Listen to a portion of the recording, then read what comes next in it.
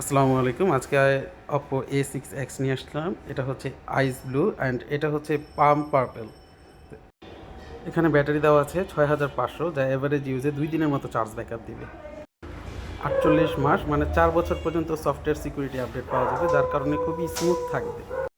রয়েছে game booster এবং হচ্ছে নেটওয়ার্ক বুস্টার।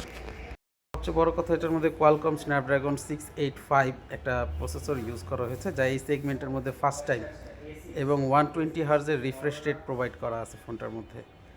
এবং সব কিছুর সাথে এটা ডিজাইন কোয়ালিটিটাও ফ্ল্যাগশিপ একটা ফোনের ডিজাইন দিয়েছে।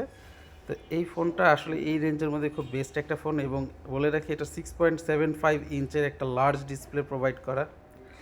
আর অপোর ফোন নিয়ে কথা বলবো, আর এখানে যদি ক্যামেরা নিয়ে কথা না বলা হয় তাহলে না। এই যে দেখেন, রাত্রেবেলা লো লাইটের মধ্যে খুবই ভালো একটা ফটোগ্রাফি দিচ্ছিল ফোনটায়।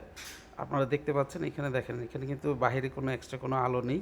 নর্মাল স্বাভাবিক যে আলো থাকে, এই আলোর মধ্যে পিকচার কোয়ালিটি খুবই ভালো দেখা যাচ্ছে। এবং ফ্রন্ট ক্যামেরাটাও এই বাজেট সেগমেন্টের মধ্যে বেস্ট একটা ক্যামেরা প্রোভাইড করেছে। লাইট এবং লো লাইট দুই জায়গায় খুব ভালো ছিল ক্যামেরা কোয়ালিটি।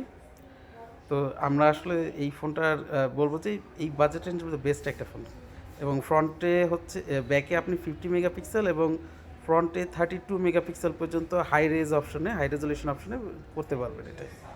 তো পিকচার কোয়ালিটি খুবই ভালো, এবং এটার লাইটের মধ্যেও খুব ভালো পিকচার দিচ্ছিল। এইচডিআর মোডটা ঠিকঠাক কাজ করছিল। দেখেন, পিছনের আলো থাকার পরেও পিকচার কোয়ালিটি একদম ঠিকঠাক আছে। তো ফোনটা আসলে খুবই ভালো এই বাজেট সেগমেন্ট।